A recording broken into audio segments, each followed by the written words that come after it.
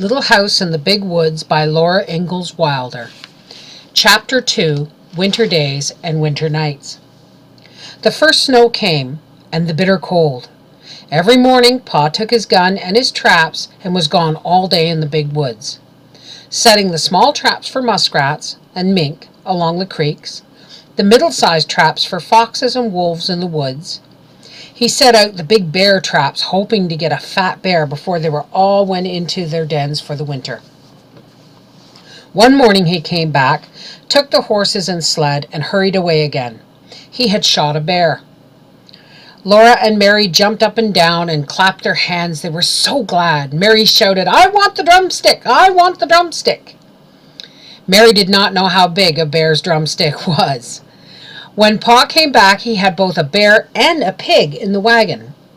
He had been going through the woods with a big bear trap in his hands and the gun on his shoulder, when he walked around a big pine tree covered with snow, and the bear was behind the tree. The bear had just killed the pig and was picking it up to eat it. Pa said the bear was standing up on its hind legs, holding the pig in its paws, just as though they were hands. Pa shot the bear, and there was no way of knowing where the pig came from or whose pig it was. "So I just brought home the bacon," Pa said. There was plenty of fresh meat to last for a long time. The days and nights were so cold that the pork in a box and the bear meat hanging in the little shed outside the back door were solidly frozen and did not thaw. When Ma wanted fresh meat for dinner, Pa took the axe and cut off a chunk of frozen bear meat or pork. But the sausage balls, or the salt pork, or the smoked hams and the venison, Ma could get for herself from the shed or the attic. The snow kept coming, till it was drifted and banked against the house. In the mornings, the window panes were covered with frost and beautiful pictures of trees and flowers and fairies.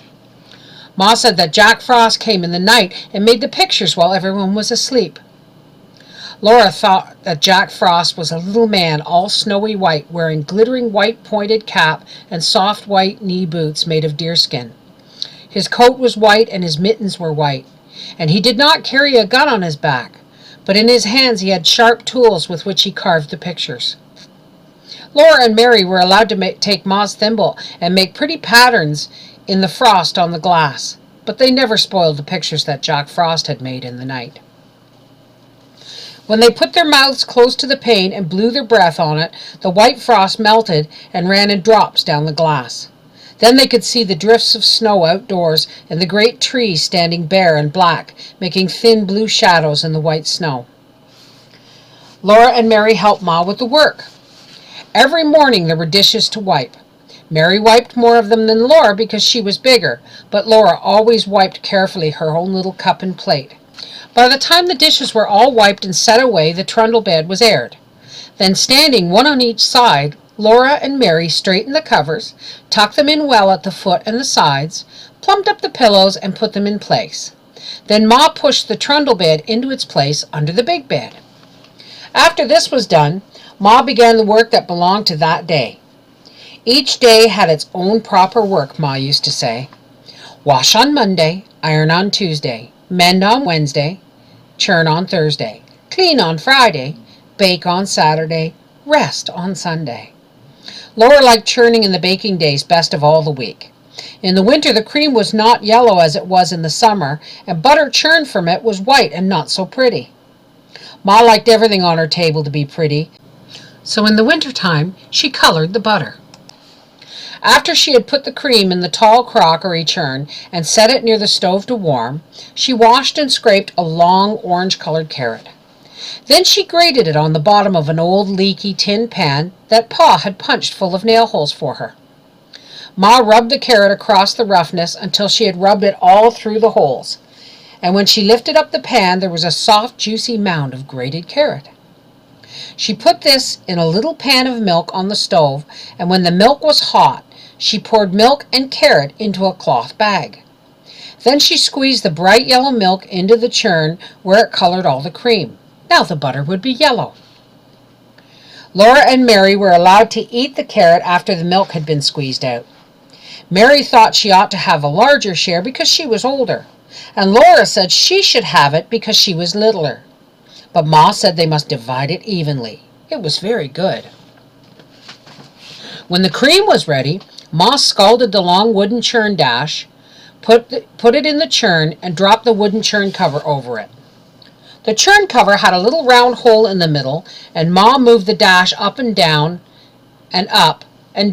through the hole.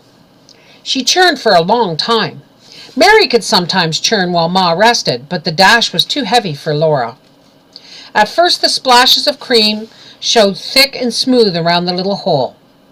After a long time they began to look grainy. Then Ma churned more slowly, and on the dash there began to appear tiny grains of yellow butter. When Ma took off the churn cover, there was the butter in a golden lump drowning in the buttermilk. Then Ma took out the lump with a wooden paddle into a wooden bowl, and she washed it many times in cold water, turning it over and over again, working it with the paddle until the water ran clear. After that, she salted it.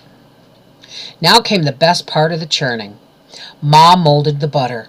On the loose bottom of the wooden butter mold was carved the picture of a tiny strawberry with 2 little strawberry leaves.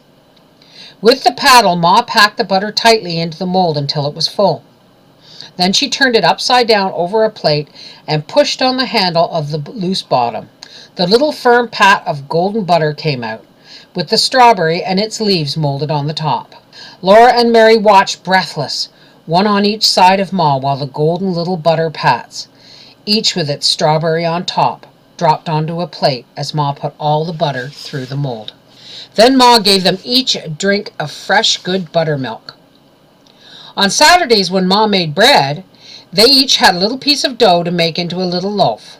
They might have a bit of cookie dough, too, or make little cookies, and once Laura even made a pie in her patty pan. After the day's work was done, Ma sometimes cut out paper dolls for them. She cut the dolls out of stiff white paper and drew faces with a pencil. Then from bits of colored paper, she cut dresses and hats, ribbons and laces, so that Laura and Mary could dress their dolls beautifully. But the best time of all was at night, when Pa came home. He would come in from his tramping through the snowy woods with tiny icicles hanging on the ends of his mustache.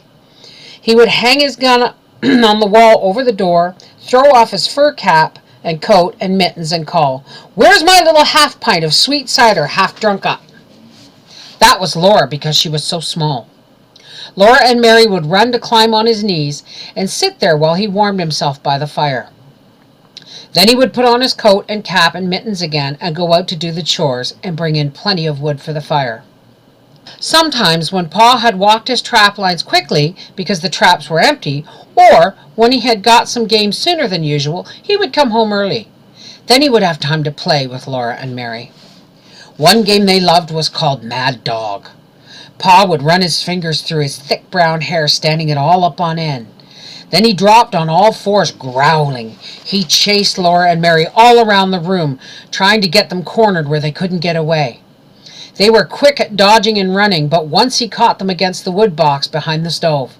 They couldn't get past Pa, and there was no other way out. Then Pa growled so terribly. His hair was so wild and his eyes so fierce that it all seemed real. Mary was so frightened that she could not move. But as Pa came nearer, Laura screamed, and with a wild leap and a scramble, she went over the wood box, dragging Mary with her. And at once, there was no Mad Dog at all. There was only Pa, standing there with his blue eyes shining, looking at Laura.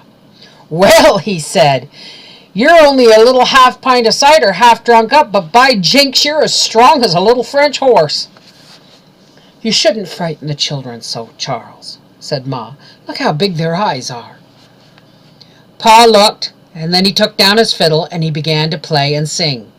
Yankee Doodle went to town, he wore his striped trousies, he couldn't see the town, he said there were so many houses.